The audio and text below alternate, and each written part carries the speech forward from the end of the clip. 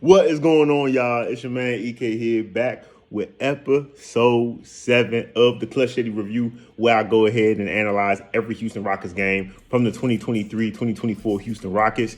And boy, last night was a time to be alive, and we're going to get into all of it. But before I do that, please go ahead, like, share, subscribe.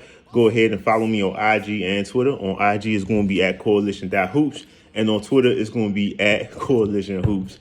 Now, obviously, you can tell by the Kool-Aid smile I got on right now, by my happy disposition, that the Houston Rockets got their 4th straight win last night, absolutely dismantling the Los Angeles Lakers, 128-94. I'm not really a mathematician. You got to help me out with my math. The last time I checked, that is a 30-plus point victory over the team that employs one LeBron James. Now, obviously, we're going to get into the injuries, right? Because obviously AD was out, plus a whole host of other guys, But irregardless of that, we came out and we dominated from the beginning of the game, and I want to get into all of it. First off, I want to talk about how we were able to come out in the first quarter and really just dominate every aspect of the game. We won the first quarter 32-19. A lot of that had to do with the fact that Jalen Green, who was absolutely sensational last night, had 28 points in 21 minutes. He was absolutely amazing. I posted a pregame sort of keys to the game tweet, and one of the keys was that I wanted to see Fred VanVleet and Jalen Green be aggressive off every look, right? There's no AD, which means we can attack the paint. And fortunately for us, they meaning the Lakers, they don't have the backcourt defensive presence to contain athletic guards who have the ability to score at all 3 levels. And that's what Jalen Green did. He was scoring off of side screen and rolls. He was scoring in transition and isolation, of going past guys, getting into the paint, finishing with acrobatic layups. He was just doing absolutely everything, right? And like I said, when the middle of the floor is opened up, when you don't have that paint presence like an Anthony Davis or even a Jackson Hayes, right, it makes it very easy for athletic guys who can score the basketball to do just that. And that's what Jalen Green did. He got into a rhythm, and once he gets into a rhythm, to me, he's one of the best young explosive scorers in the NBA, and he proved that last night, right? But it doesn't stop there. Obviously, the guy, in my opinion, who's been the second best player on this team, Dillon Brooks. Dillon Brooks, when you look at the stat sheet, didn't necessarily have an impactful game. But I think he understood it wasn't necessarily about putting up a lot of points or putting up a lot of stats. It was about trying to make LeBron James work, and that's what he did. When he was the primary defender on LeBron James, LeBron was 2 of 5 from the floor and had 6 points. Right, that'll work against a guy who, whether you want to call him the GOAT, whether you want to call him one of the greatest ever, whatever, right? He's still a factor, right? And you have to make him work.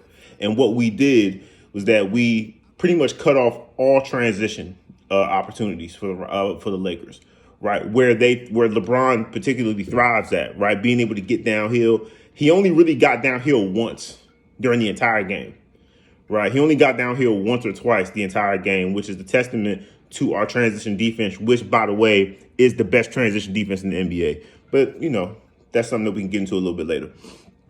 But getting back into it, I think that's where it really started, and Dillon Brooks really picking up LeBron James and Ime Udoka matching Brooks' minutes with LeBron's minutes to really start the game and set that tone. I thought was super important for us, not only from a strategic standpoint, but also from a culture standpoint, and also from a confidence standpoint. Letting Ime Udoka know that, listen, we can play with these guys. They won the Western Conference Finals last year. They're missing some guys. They got LeBron James over there. He's capable of doing great things even in year 21. But we can set the tone and we can beat these guys, right? Second thing I want to get into is Fred VanVleet. Now, Fred VanVleet has not been great shooting the ball past couple games, right? But what I like about Fred VanVleet, and this is what I was hoping he would be, right? He has been an amazing quintessential point guard, right?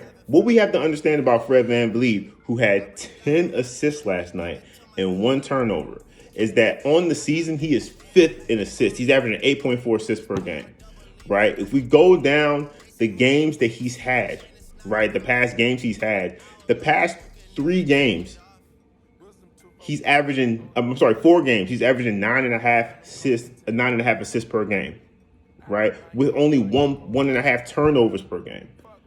So he hasn't really shot the ball well. He hasn't really scored the ball that well, right? But he has been our guide on offense. He's showing a part of his game that I feel like when he was in Toronto, he was able to show in spurts, right? But because the way Toronto was put together, he really had to be more of a scorer than a facilitator, right? Here, I think Ime Udoka has done a good job really carving out his role and letting him know that he's going to be the primary decision maker on offense most times now, especially with Amen Thompson out, right? Because Amen Thompson obviously would have been the secondary decision maker because he is a quintessential point guard by trade, right? But with Fred VanVleet being there, like I said, I don't care if he's not shooting the ball well. If he's taking care of the ball, if he's giving me double-digit assists and low turnovers, he can have 0 points. I don't care because we have enough scorers. We have a guy like Jabari who can score. We have Jalen Green who can score. We have Alperen Sengun who can score, right? And Fred VanVleet can also score himself as well, but he can also facilitate, and that's what we needed going into this season. On my last video, I said that we were top 10 in assists. Obviously, we're still top 10 in assists. But also, the one thing that has really improved since our last loss, which was the Golden State, over the past 4 games, is that our defense has been absolutely incredible. We are now 9th in defensive rating in the NBA. We have now the 5th best net rating in the NBA at a +6. Right, our offensive rating has shot up from 29th to 10th, right? Our opponents' points per game has shot up from 27th to 5th. Our points per game have shot up from 29th in the league to 15th in the league. The only thing that's still not the greatest is our pace. And obviously pace, a lot of pace really has to do with how you're able to rebound the basketball and things of that nature. And obviously getting Tari Eason back last night, who had 9 points and 9 rebounds off the bench, that's going to help our rebounding numbers a lot, right? But when you're able to hold teams, especially in transition to low points, and if you're able to limit teams to contested shots in the half court where you're not giving up offensive rebounds to give them extra possessions, that's a recipe for success. It's a recipe for success. And I think Fred VanVleet has really, really done a very good job these past 4 wins of just really stemming the tide for us and being that point guard that we need, right? I talk about it all the time in my personal life and on these videos. Player movement, ball movement, right? Player movement and ball movement is one of the best foundations to build a great team because it allows guys to share the basketball. It allows an offense to really have multiple actions that can shift the defense and create seams for offensive players who have the ability to drive and penetrate to get those looks. And then on nights like last night, where an average 3-point shooting team in the Rockets, in my opinion, we shoot the ball pretty well from 3, right? It makes it even better, right? Like last night, we shot 14 of 33 from the 3-point line. That's 42.2%. That will work. And we held the Lakers to only 28% 3-point shooting, 7 to 25.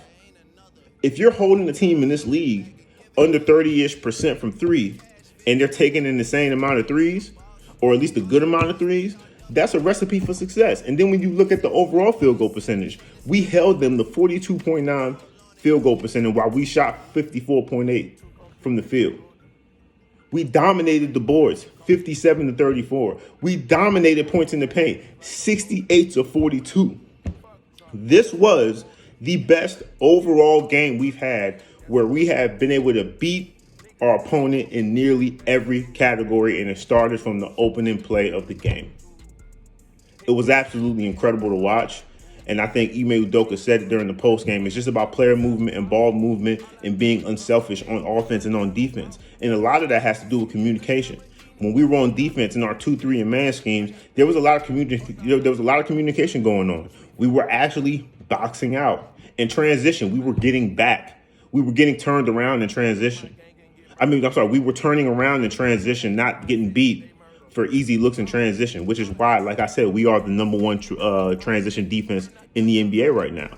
And a lot of that has to do with the fact that when you have a coach that holds guys accountable, I guarantee you Ime Udoka is preaching right now that, listen, it's about what we do in the defensive end. That's going to lead to great offensive looks. And that's what we've seen, you know? So I just think it was a testament to the scheme and the culture that Ime Udoka is really, really trying to implement, which is something I was very, very high on going into the year, right? And now we got to talk about Alperen Sengun. Alperen Sengun, ho-hum, 19-7, 4 assists, 8-10, right?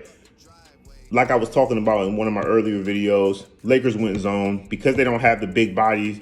They don't have a big body like an AD or Jackson Hayes who can really contend. They were giving Colin Castleton minutes. I loved them in Florida, but every time we would run the wedge action for Alperen Sengun on either side of the block, he would take advantage of it.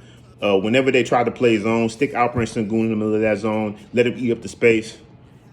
Let him hit his float over his right shoulder, his left shoulder, little baby hook over either shoulder, right? He was just playing within himself, and he was playing within the flow of the offense. And because he's so versatile offensively, man, he's able to do a lot of stuff. If you give him enough space, he has the ability to be able to penetrate the defense and score. He can also shoot the basketball if you give him a chance to shoot it, right? He's also a great finisher at the basket, right?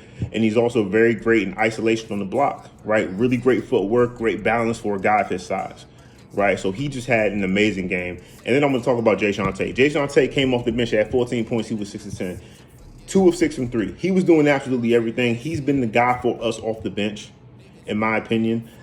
With Tari out, he had to take on a lot of that role, being the offensive and defensive sort of catalyst for the second unit. Now, like I said, Tari coming back, he had 9 points and 9 rebounds last night. That will be balanced. So I think our bench is going to be a lot better than it's been these past 6 games. And I think we saw a glimpse of that last night. And like I said, there's really not much to really glean from this game. Like, it was a dominating, absolutely dominating performance from the beginning to the end, to the point where Darvin Ham pulled the starters at the beginning of the fourth quarter. We were up so big, he pulled them at the end of the fourth quarter. As a Houston Rockets fan, people have to understand, we haven't seen anything like this within 3 to 4 years, right? And when you get accustomed to watching a certain brand of basketball with some of the faces, right, that remain the same, right? Not all, but some of the faces. And now you're starting to see that transition from a losing culture to a winning culture. It results in 4 wins, where literally all of our metrics have pushed us to the top of the league, especially defensively. And with who we've got coming up next, like I said, we've got New Orleans coming up next on Friday, well, tomorrow, right? I feel like it's going to be more of the same, in my opinion. Now, obviously, I'm a Houston Rockets fan. I'm going to ride with Houston no matter what, right? Regardless of who we're up against. But this is me being objective, right? If we can continue to shoot the ball marginally well from 3, right? And one of my keys last night, I said we just need to shoot around 36, 37%. We blew the roof off this shooting 42%. If we can shoot anywhere around there and limit teams' transition points, dominate the boards, dominate points in the paint, we're going to win more games than we lose. Because we have the athletes, we have the shot makers to where we can do what we need to do on offense while also putting up that amazing effort on the defensive end. And it just starts with simple things, right? Staying attached to guys, making sure in your closeouts you're square and you're settled, right? Making sure one foot isn't back or making sure you're balanced on your closeouts. That way, obviously, offensive players are taught to attack the drop foot, right? If you're balanced, there's no way to attack. You're not late. They're not taking advantage of you being late. And all of a sudden, they got to play straight up. And I think, in my personal opinion, we have some young, athletic guys who can keep up with anybody in this league, right? And I think we're going to start to see that moving forward. I know everybody was nervous after the 0-3 start, after we got blown out by the Magic, after the overtime game against San Antonio when we got all the calls, after Steph Curry went crazy in the fourth on us. But I was echoing, listen, this is a new system. Just wait for it to percolate, wait for it to form into something that could be used to create wins, create positive outcomes on offense and defense. And that's what we've been able to do. And I'm super proud of what we've been able to do. And I think if we continue to have guys like Jalen Green, Fred VanVleet, Jabari Smith, Alperen Sengun know their roles, right? Jabari Smith, he's a guy. He's a long guy who has the ability to guard multiple positions. He can also score in transition and in isolation, right? He's also a very, very capable and good rebounder as well, right? And he's also a very, very good passer, right? He's the type of guy that we need. He could be our Andrew Wiggins, right? Andrew Wiggins for Golden State. A guy who can create for himself but doesn't necessarily need to have the ball a lot in order to make an impact. Right, Jalen Green just needs to continue to try to score the basketball and be aggressive every time down. We need to continue to run the offense through Alperen Sengun and Fred VanVleet. And if Fred VanVleet is continuing to make these incredible decisions with the basketball and limit his turnovers, we're going to be fine. We're going to be fine, right? So, all in all, guys, all in all, it was an absolutely great win. I was smiling from ear to ear. I know a lot of Rockets fans were smiling from ear to ear, just like me, man. Like I said, we got New Orleans tomorrow. Hopefully we can get our 5th straight dub, man. I'm putting it out there. Hopefully we can get our 5th straight dub against the Pels. But let me know what you guys think about my comments. I truly appreciate you guys clicking on this video. Once again, this is the Clutch City Review episode 7. And go ahead and follow me on IG at coalition.hoops and on Twitter at coalitionhoops. And also, man, be sure to like, share, and subscribe, man. I'm doing this for the love. I'm doing this for the free. I'm doing this for y'all, man. So please go ahead, like, share, subscribe, tell your friends about it and all that. And I'll see y'all later. Take it easy. Niggas we don't fuck with, get them bags too. I think you should know you